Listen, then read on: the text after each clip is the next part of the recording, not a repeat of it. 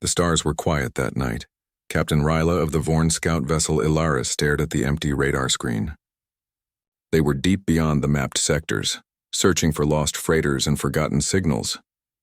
It was supposed to be a routine patrol through the edge of the void, cold, silent, and predictable. But something was wrong tonight. The silence felt heavy. The stars seemed different. Then a faint beep broke through the static. "Captain," said her sensor officer, "I'm detecting a distress signal, very weak.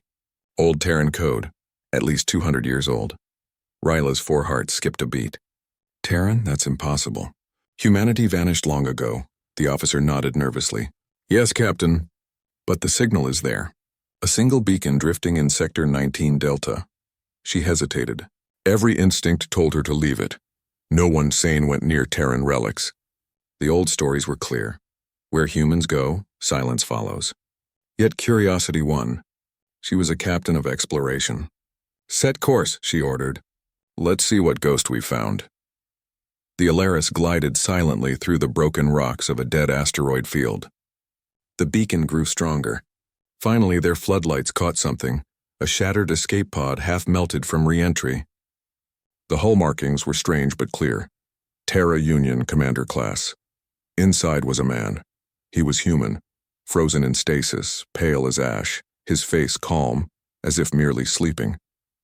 His body armor was scarred, old yet still pulsing with faint blue lights. They brought him aboard, their medics scanning in awe. His heart still beat and slow but steady. "Captain," whispered the doctor, "he's alive." The crew exchanged nervous looks. None had ever seen a real human before. To them, humanity was myth, destroyers of worlds, conquerors who vanished after their final war. Some called them monsters, others called them gods. And now one lay breathing in their med bay. Ryla watched through the glass. "Wake him," she said. It took hours, but finally the man opened his eyes. Cold, sharp gray eyes. Eyes that didn't belong to someone lost. They belonged to someone who had seen too much. He sat up slowly, scanning the room, every movement precise. "You're not Terran," he said, his voice deep, steady. "Who revived me?" Ryla stepped forward. "I am Captain Ryla of the Vorn Republic. We found your pod drifting in the void. You were near death. We saved you." He looked at her for a long time, as if studying her soul. Then, in a quiet voice, he said, "You shouldn't have done that." The room fell silent. "What do you mean?" Ryla asked. "You were dying." His lips twitched, not a smile, not anger, something between both. "Some things are better left dead, Captain." Over the next few days, he spoke little. The crew called him the Stranger. He told them his name was Commander Rice Farine, of the Terran Defense Command. But when they asked what happened to his people, he only said, "We slept." He spent hours staring at the stars through the observation deck, cold eyes lost in thought. Sometimes he whispered things no one understood. We warned them. They never listened. The void remembers everything.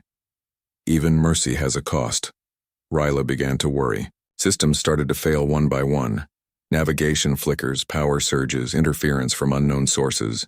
The crew grew restless. "He's cursed," one said. "Terrans bring death." Ryla ignored them, but deep inside even she felt uneasy. There was something unnatural about the silence outside, something watching them. One night alarms blared across the ship. "Multiple signatures approaching fast," shouted the sensor officer. "How many?" Ryla demanded. "Dozens, no hundreds. They're coming out of subspace." The ship shook as a wave of distortion rippled through the void. Then through the glass, Ryla saw it, black shapes sliding out of the dark. Gigantic warships, sleek and silent, their engines burning with cold blue light. They moved with terrifying precision. No insignias, no beacons, only one mark on their hulls, the Terran crest. Her breath caught. That can't be. Humanity's fleet was destroyed centuries ago.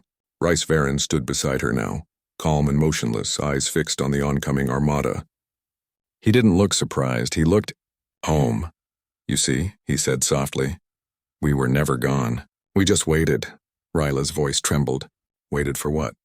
His reply was quiet, almost a whisper. "For the ones who would find me." Then the comms crackled to life.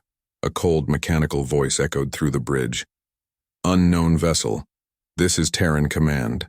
You are harboring restricted biological property. Power down your systems and prepare for reclamation. Ryla's crew froze. What do they mean by property? Rice didn't answer. He only looked at her with those gray eyes and said, "You should have left me in the dark." The Terran ships surrounded them like predators. Beams of light scanned across the Alaris, cutting through the hull, mapping every inch. The crew's panic turned to silence when a massive shadow fell over them. The flagship.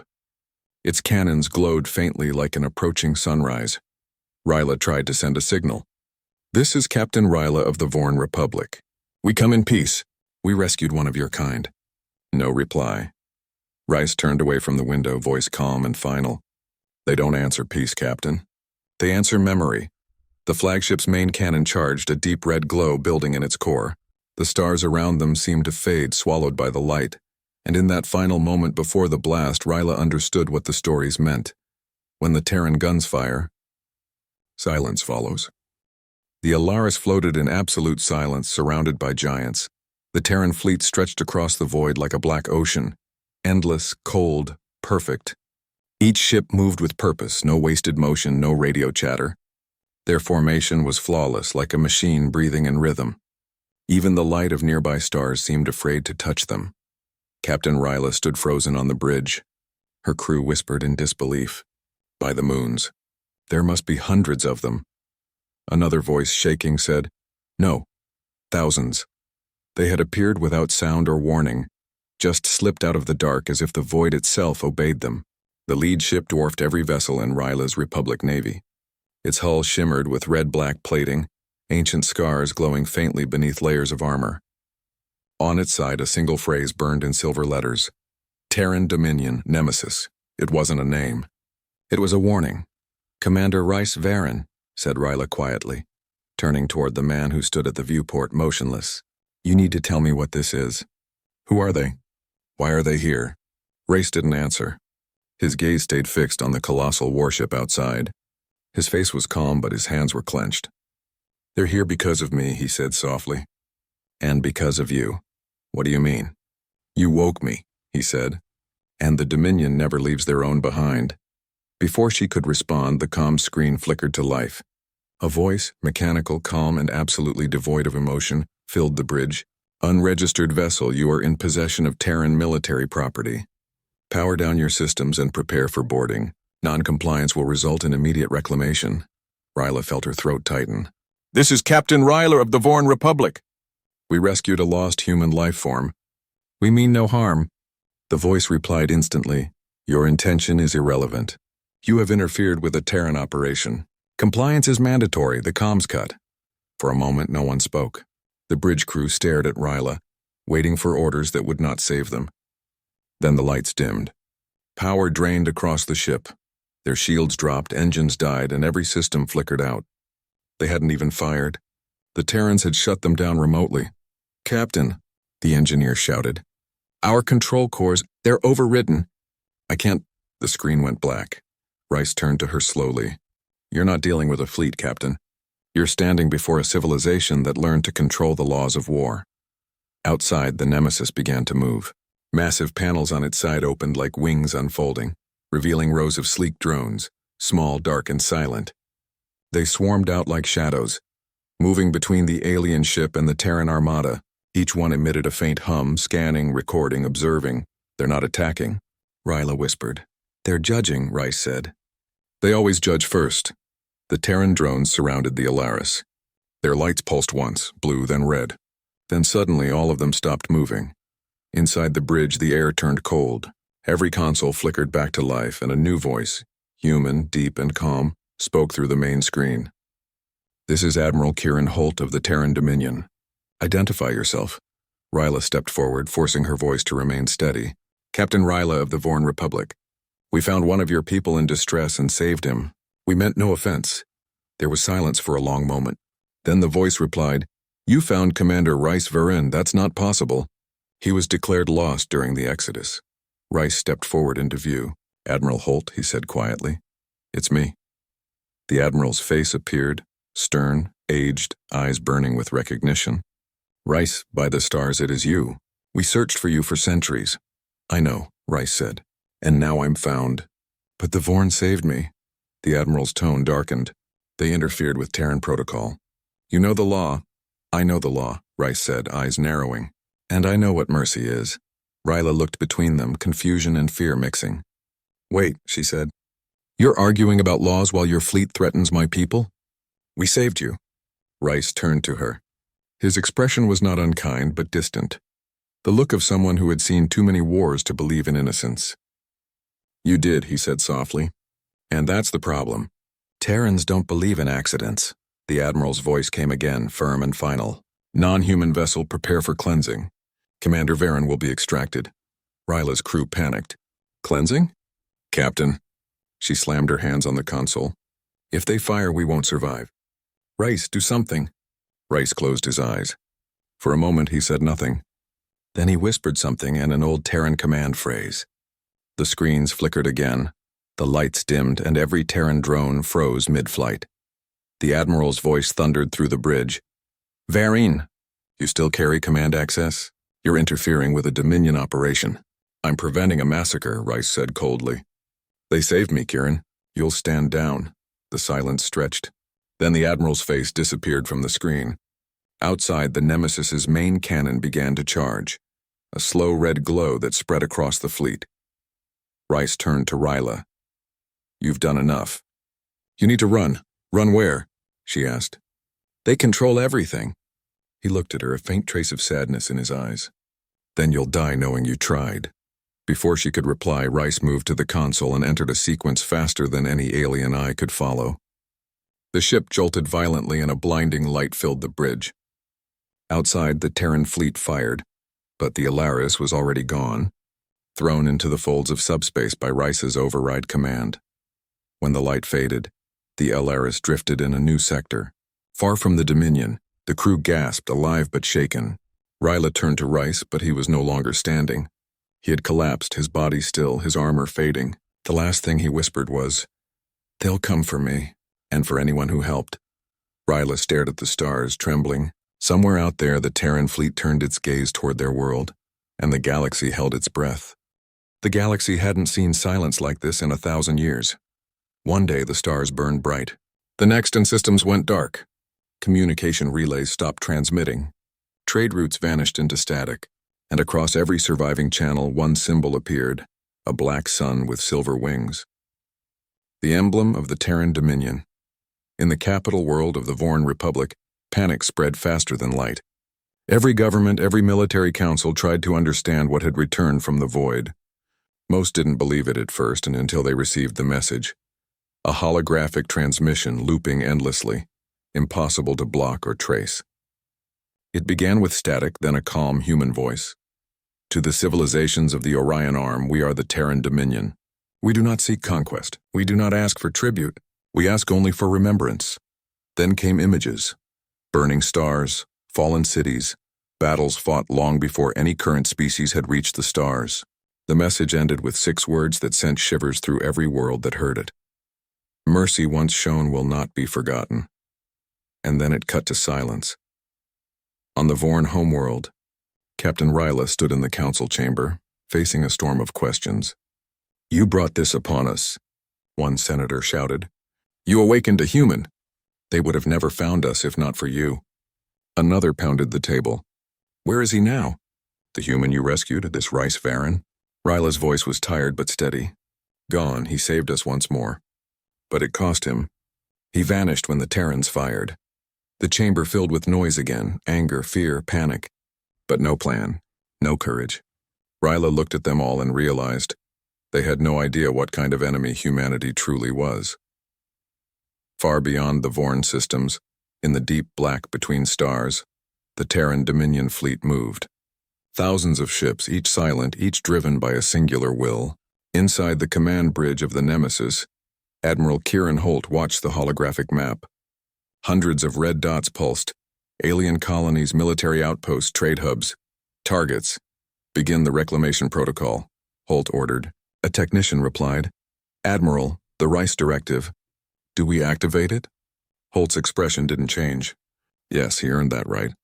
His judgment stands. At his words, the fleet split into divisions, disciplined, emotionless, unstoppable. They didn't announce wars. They didn't issue demands. Wherever the Terrans arrived, there was no resistance, only erasure. On the edge of the Tora system, an alien mining colony detected the first Dominion fleet. Their defense commander tried to open communication.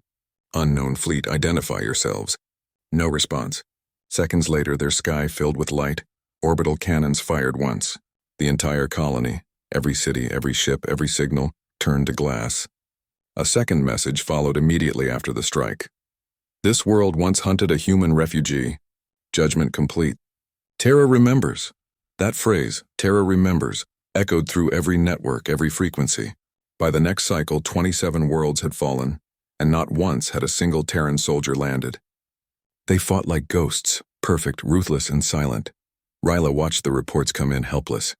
Whole sectors collapsing, alliances begging for help and no one daring to fight back. The Dominion didn't ask for surrender. They didn't negotiate. They simply erased, one system at a time. One night, unable to bear it, Ryla accessed the last signal she'd received from Rice Vereen, a small data fragment her ship's AI had saved before his disappearance. It was just his voice, calm, heavy, and human. "Captain, if you're hearing this, then the Dominion has awakened. Don't blame yourself. You did what was right, and that's what they fear most. For every act of mercy, there's a memory. For every forgotten promise, there's a reckoning. They call it vengeance. We call it history." Then silence. She listened to it again and again. Each time she understood a little more. The Terrans weren't here for conquest. They were here for balance. To them, history wasn't written in words. It was written in the ashes of those who had wronged them. Weeks passed. Across the galaxy, rumors spread faster than ships. Some said the Dominion's fleet came from the void beyond the rim. Others said humanity had never vanished. They had simply hidden, watching, waiting, evolving. And now they had returned to finish the stories others had begun. In hidden corners, alien scholars spoke in whispers. If the Terrans remember everything, what else have they not yet avenged? Meanwhile, deep within the command core of the Nemesis, Admiral Holt stared at a single stasis chamber. Inside it, suspended in pale blue light, floated the body of Rice Vereen, still alive, still breathing, monitored by machines that hummed quietly. A young officer approached. "Admiral, his vitals remain stable. Should we wake him?" Holt shook his head slowly. "No, not yet. He's more powerful asleep than awake. His memory is our compass." He turned away from the chamber and looked out at the stars. Stars that flickered dimmer now, fewer than before. "They called us myths," he whispered. "They forgot our kindness. Now they will remember our silence." Far away in a quiet system spared from the attacks, a small child stared at the night sky and asked her father, "Papa, why do the stars keep disappearing?" The father didn't answer. He looked up, and for a moment thought he saw something move between the stars. A massive shape, dark and shining, like a god passing by unseen. He whispered a prayer to any power that might listen, because when the Terran guns fired, silence always followed. The war did not begin with an announcement. It began with silence. Across the galactic rim, stars went dark one by one. Whole systems vanished from navigation charts overnight. Merchant vessels that strayed too far never returned. No transmissions. No distress calls. Only fragments of static. And the faint echo of a human voice repeating, "Terra remembers." The galaxy tried to fight back. The Vorn Republic, the Draxian Combine, even the ancient Council of 12, all united for the first time in centuries. Their fleets filled the void with light, proud and defiant. But the Terran Dominion did not come to negotiate. They came to end a story. On the edge of the Halen sector, the Allied Armada waited. 10,000 ships, their engines glowing like a wall of fire. Admiral Sith of the Draxians stood on her flagship bridge, staring into the black. "We hold this line," she said. "They will see our strength." Moments later, their sensors went blind. Every ship's radar turned to snow. Every engine flickered. The void itself seemed to warp. Then through the darkness, the Dominion appeared. Not with thunder, with precision. Thousands of black Terran warships slid out of subspace in perfect formation. Their hulls shimmered with red heat, reflections of unseen energy. And above them, leading the formation, came the Nemesis. Scythe's second officer whispered, "Their formation, it's flawless." Scythe forced her voice steady. "All ships, open fire." The Allied fleet unleashed everything: plasma cannons, railguns, fusion torpedoes. Enough firepower to tear moons apart. For a brief moment, the void burned bright. Then the light vanished. When the glare cleared, not a single Terran ship was damaged. Their shields absorbed it all, bending light like water. The Dominion replied with a single volley. Red beams lanced across space, precise, surgical, devastating. Entire battle groups vanished in silence. Admiral Sith's last words before her ship was consumed were whispered into her recorder. "They fight like memory itself. Perfect, cold, and unstoppable." Within days, the Halen sector was gone. The Dominion advanced like a living storm, never fast, never reckless, but inevitable. Their motto appeared on every burned world, etched into ash and stone: "We do not conquer, we correct." In the Vorn capital, Captain Ryla watched the reports in horror. Each new broadcast showed a different star system reduced to silence. She had begged the Republic to surrender, to make contact, but the Council refused. "They're only human," the Senator said. "No single species can control the galaxy." Ryla looked at the holographic map, half the outer rim already red with Terran sigils. "They are not human as we remember them," she said quietly. "There's something more now." She knew this wasn't just war. It was reckoning. Far away, deep within the command core of the Nemesis, Admiral Holt stood before the stasis chamber of Rice Varen once again. The man who started it all still slept, body suspended in glowing light. Machines whispered around him, keeping him alive, or perhaps keeping him contained. "His mind," said the ship's AI, "is still active, dreaming." "Of what?" Holt asked. "Of the past," the AI replied. "Of mercy and betrayal." Holt looked out at the stars. "Then he dreams of why we fight." He opened a log, transmitting to every Terran vessel. "We do not destroy for vengeance. We cleanse what time has poisoned. Where once we were hunted, we now judge. The Dominion stands not as conquerors, but as memory made flesh." The message spread like wildfire. It was not propaganda. It was scripture. On distant worlds, the sight of a Terran fleet became an omen. Some tried to flee, others surrendered without a fight. The Dominion would arrive, scan, judge, and either spare or erase. Their decisions were cold, mathematical, absolute. A planet that once betrayed humanity, gone. A colony that once sheltered human refugees, spared.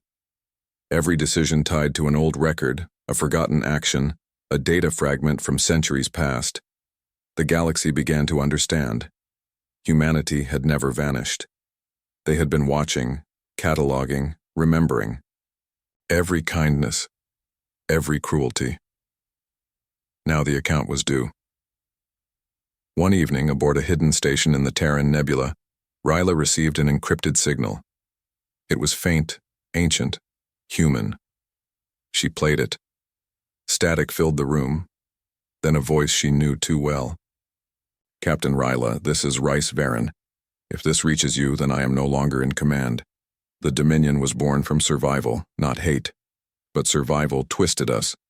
The more we remembered, the less we forgave. Tell your people, mercy still matters.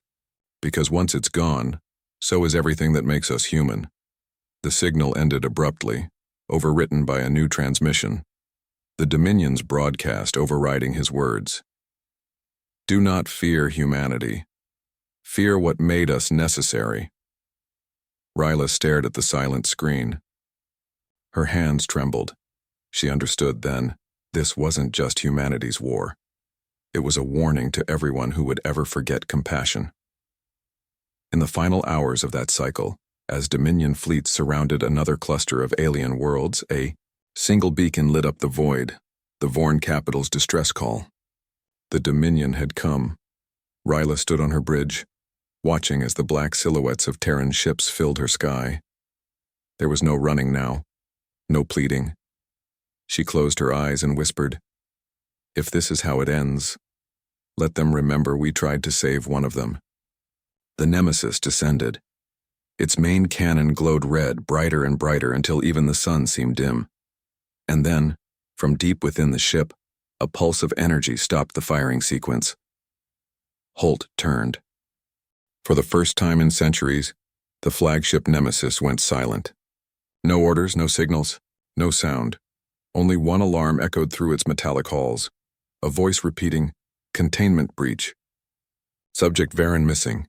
Admiral Holt stormed into the control deck, eyes cold as steel. "Search every level," he barked.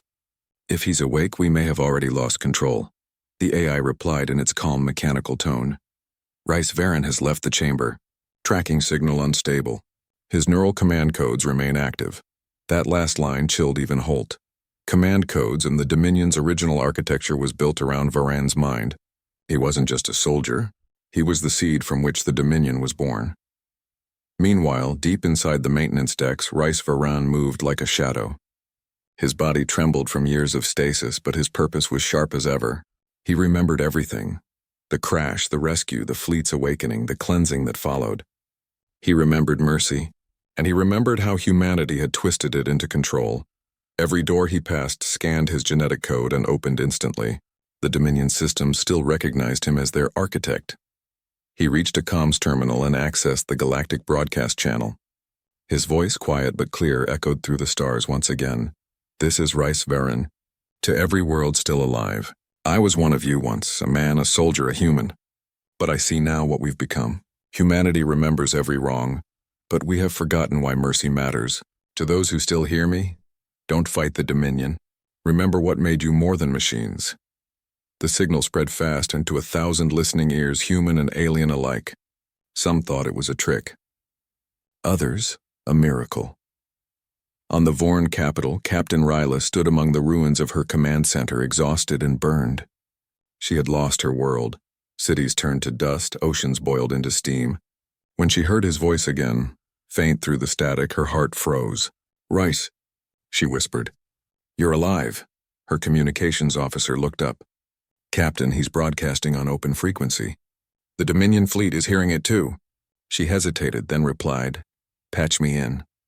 The galaxy heard the voice of the alien who once saved a human. "Commander Varen, this is Captain Ryla of the Vorn Republic. You once told me mercy costs everything. Then let me pay it. End this war. Please." Her words crossed light years, and in the Nemesis bridge, Rice closed his eyes. He remembered her face. The captain who risked her life to save a stranger drifting in the void. The first spark of compassion the Dominion had erased from its heart. Alarms blared again. Admiral Holt appeared on every Dominion ship's holoscreen. "All units terminate rogue command signal. Subject Varen has compromised broadcast security. Prepare for full purge," but the AI hesitated. Primary directive conflict detected. The war ended without sound, no treaties, no surrender, just silence. Across the galaxy, the once feared Terran fleets drifted lifeless among the stars, thousands of black ships frozen in perfect formation. Their engines were cold, their weapons dead, their lights extinguished. For the first time in living memory, the night sky was peaceful. And yet, it was a peace heavy with ghosts. On the Vorn capital, what remained of the city stood beneath a sky filled with Terran wrecks, massive shapes orbiting silently above. Some called it mercy. Others called it judgment. But to Captain Ryla it was neither. It was memory. She walked through the quiet streets, her steps echoing among the ruins of what had been. Every few hours the horizon glowed faintly. The slow re-entry of another Terran warship falling from orbit, burning like a silent meteor. Children no longer cried when they saw them. They just stared wide-eyed as if watching the remains of gods. A month passed, then two. The galaxy began to rebuild. Carefully, cautiously, always looking over its shoulder. At the edge of every world touched by the Dominion, strange things began to happen.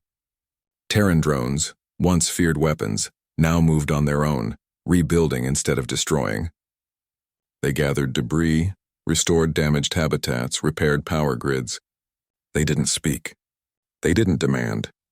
They simply worked, as if following one last silent command. On every drone, one line of text glowed faintly. For every life spared. Rebuild one, No one knew who wrote it, but everyone recognized the signature beneath it. RV in the ruins of the Nemesis, the flagship that once carried fear across galaxies. A small beacon still pulsed faintly. Its power cells were dying, but its message remained intact. A salvage crew discovered it. Engineers from a dozen species working together. They expected coordinates or war logs.